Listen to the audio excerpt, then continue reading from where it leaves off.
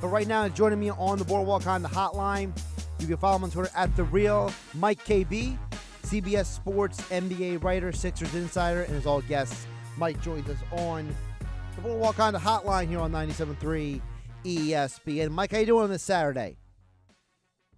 I'm doing well, Josh. Thanks for having me on. I appreciate you jumping on. So, obviously, there's a lot of moving parts going on with the NBA, and I kind of wanted to get into some of it with you because, one of the things I think we overlook sometimes about sports is that there are sometimes way more moving parts than people always realize. And I think one of the things that's very interesting about the NBA is that I was talking about, earlier in the hour here, baseball, they got no relationship between the players and the owners. I mean, those sides don't trust each other as far as they can throw them.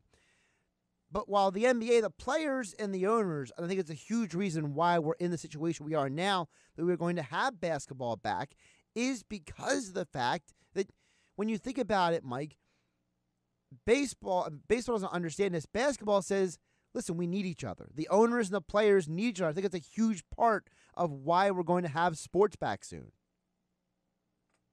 Yeah, absolutely, Josh. I mean, that's not to say that the relationship between the two sides is perfect, because that's obviously not the case. But I do agree that, more so in the NBA than, especially Major League Baseball, there is the understanding, that the two sides do need each other to operate. There's obviously a large understanding on the owner's part that, the league is what it is because of the players on the team, and that while they're the ones that own the team, they're obviously not the draw, not the reason that the money's actually coming in. And both sides also have a lot of mutual respect for Commissioner Adam Silver, which I also think played a big part in this, the entire situation kind of coming together over the past few months. I think both sides, meaning the owners and the players, kind of placed their trust in Adam Silver in terms of, figuring out if it would be safe and figuring out some of the logistics. And he and his team, I think, did a lot of the heavy lifting in terms of establishing a plan, and then they brought that plan to both sides separately. It was ratified first by the Board of Governors, and then the next day, yesterday, it was ratified by the Players Union. So I think that is kind of a triangle of trust, if you want to say, between the Players Union, the Commissioner's office, and the owners that, work together to make this, make the league be able to come back next month.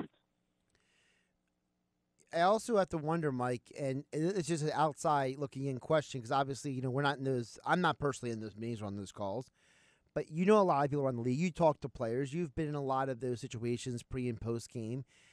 How much of it also is the understanding that we've seen the players themselves. The LeBrons, the Chris Pauls, the Dame Lillards. They want to get back out there and compete. How much of that was a catalyst as well? That the players, they feel like it's important for themselves to get back out there. Yeah, absolutely, Josh. That's another huge part because the NBA, again, more so than any other league, is a player-driven league. They're out there.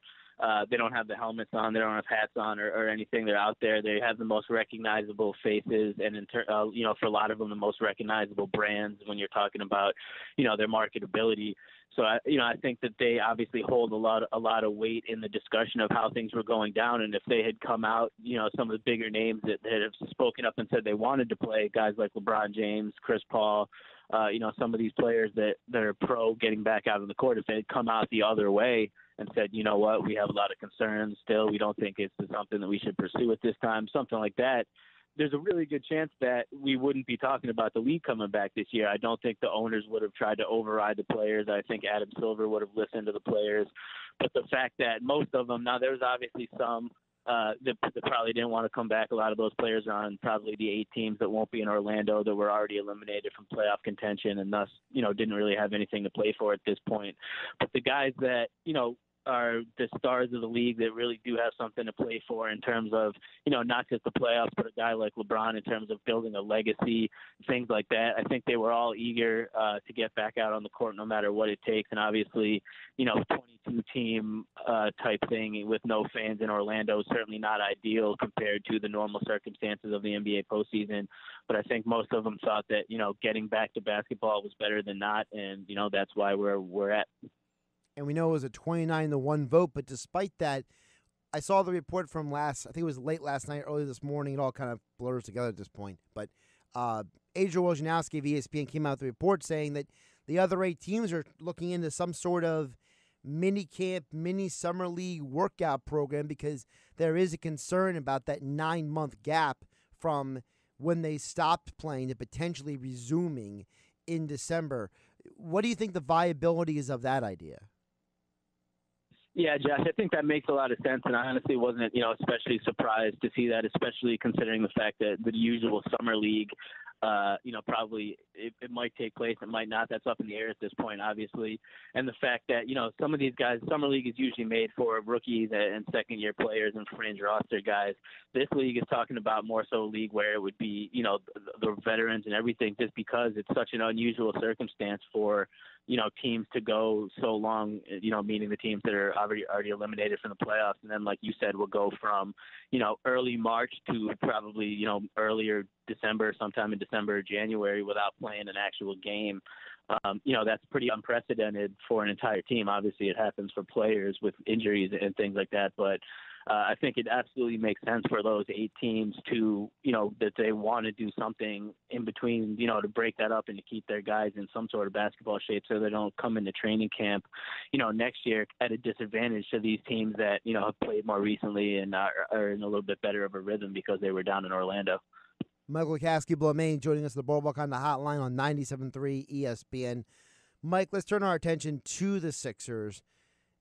I still can't get over the fact, and you tweeted a similar thing about this, I think it was yesterday or the day before, about this team won 29 of the 39 games at home.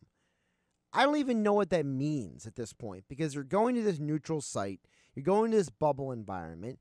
I don't know if, some people say this benefits the veteran players and it hurts the young players. Some people say that, the teams that had the bad road record, it won't matter because there's no real crowd that's going to be there. What do we even think of this Sixers team going into this environment? Your guess is as good as mine, Josh. No, but, it's really tough to tell because, like you said, this is unprecedented for any team. So, it's tough to know what to expect from, an average NBA team going into a neutral environment with no fans. It's something that we obviously haven't seen before. And then specifically the Sixers are such an interesting case because like you said, there was such a dichotomy between how well they played at home and how poorly they played on the road. I think, if you want to take the optimistic view, I think it's fair to say that, the Sixers over the course of the regular season showed their ceiling a lot of times with some of the victories that they pulled off. The Christmas Day win over the Bucks, the big home win over the Lakers. There's a nice win over the Clippers. They basically beat all the top title contenders in the league pretty convincingly and looked good doing it. So I think that showed how good they can be. And then obviously, the road losses aren't great, but I think a lot of that could be chalked up to, I don't know, maybe it's a lack of focus or, if you want to say laziness over the course of a regular season. When your coach, Brett Brown and Elton Brand, said numerous times over the course of the year to us, media members, that this was a team that was built for the playoffs. And, even if you're continuing to preach the in and out message that every game and every day matters, if you keep saying it's a team built for the playoffs, ultimately that, by default, I think that's going to creep into the team. And I do think that happened a bit during the regular season. So I think you hope that now, once the playoffs are here and the team is in an environment where, it's not even in a city, they're all basically, locked together in this bubble in a strange city. I think you hope that the focus is there that maybe was lacking on some of those poor road performances, and the health. Obviously, that was another factor that you definitely have to consider when talking about the Sixers' road performance. They had a lot of games where they were missing Joel or they were missing Ben or Josh Richardson was out for stretches. He missed a good chunk of the time during the middle of the season. So I think if you factor all that together, that they should be pretty close to fully healthy as you can get, and the fact that the focus should be there that comes with playoff basketball and the mindset that, all right, we got to come together and play our best. It doesn't happen necessarily 82 times during the course of the regular season. I think there is reason for optimism, but at the end of the day, like we were saying, you just don't know what to expect in this environment from any team, let alone a team as up and down as the Sixers were.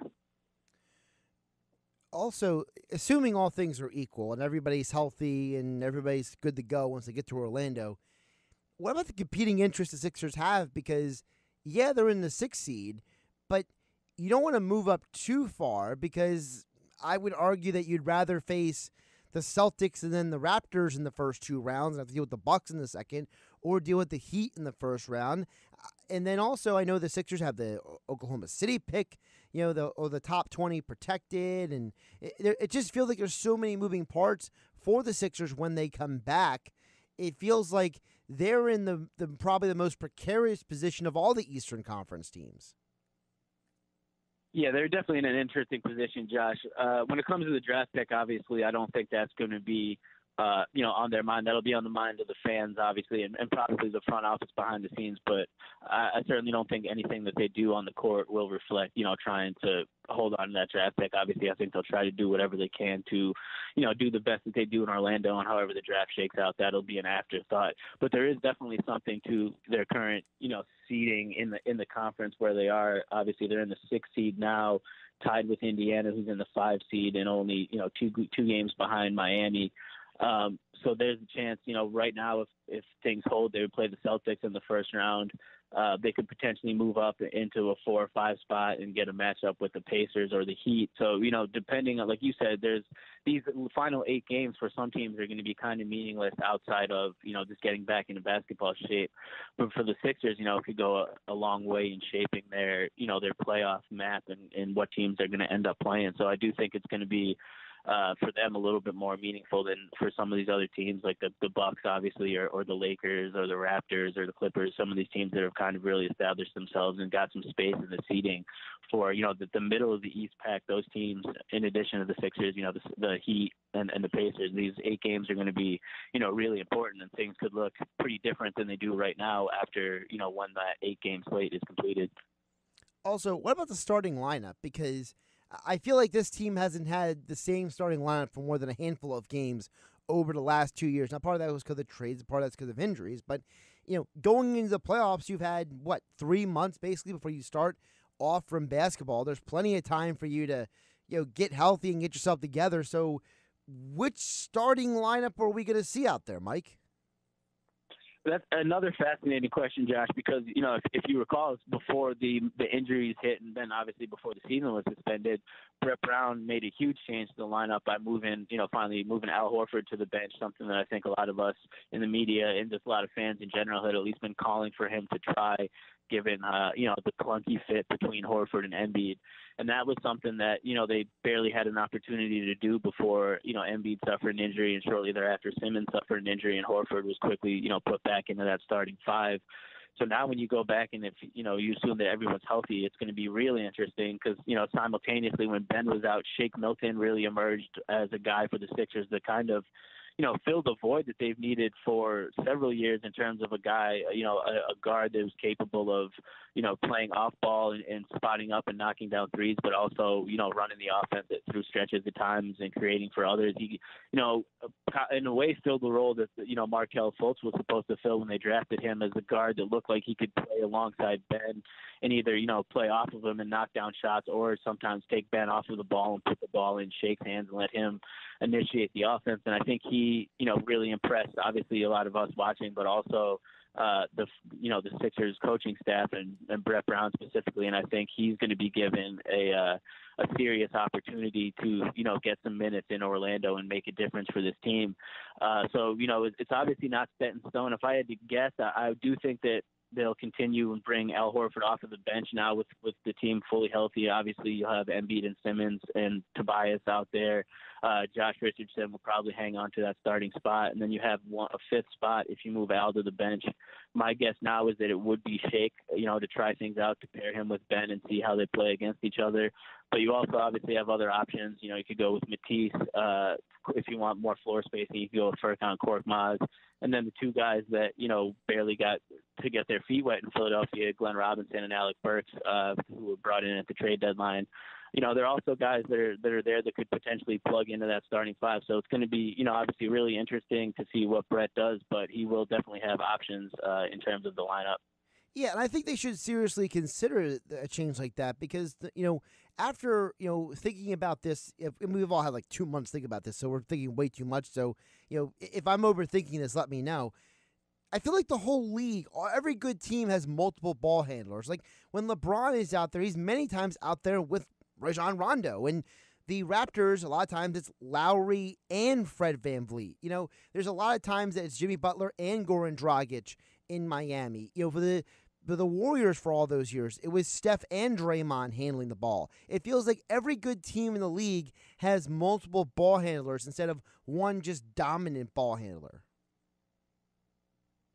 Yeah, absolutely, Josh. And to extend it, what you mean in terms of ball handlers, creators too, guys that are capable of, if you give them the ball, they're not guys that are just one-dimensional that, can either just shoot or pass. They're guys that, can put the ball on the floor and get into the paint and either finish themselves or make the defense collapse and then kick it out to others. And that's exactly, what I think the Sixers have lacked for, honestly, many years, like going back to basically since Iverson left those years. I mean, you had Lou Williams. But then, there's always been a need for a dynamic guard to play. You have one in Ben Simmons, a guy who can, is one of the best playmakers and ball handlers and creators in the league today. And then, without another guy around him, it makes it a little bit easier to, for defenses to key on Ben, and in turn makes his glaring weakness in terms of his shooting stick out a little bit more. Whereas if you put a guy next to him that can, take some of that pressure off him and keep defenses honest, I think that'll be, a huge boost for the team's offense. And I do, I agree with you in saying that I think a lot of the good teams have multiple, ball handlers and playmakers on the court, and I don't think it's a coincidence that those teams find success. And I also don't think it's a coincidence that the Sixers have struggled a bit in the playoffs because they've lacked the guys, capable of doing just that, creating for others outside of Ben and obviously Joel, but it's tougher for a big guy because a big guy needs a guard to get him the ball, down in the post, things like that. So you want to have a couple guys on the perimeter that can make plays. And, obviously we need to see a little bit more from Shake Milton. It was a small sample size during the regular season where he played really well. But again, being optimistic, I think there's reason to believe that he could fit really well into that role and in turn open up things on the Sixers offense.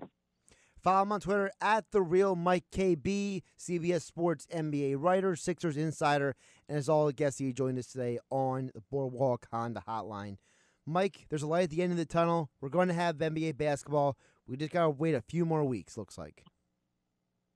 It's already been, several weeks. I think we can do a few more, Josh. I agree. I appreciate you jumping on, my friend. Yeah, thanks for having me, man, as always.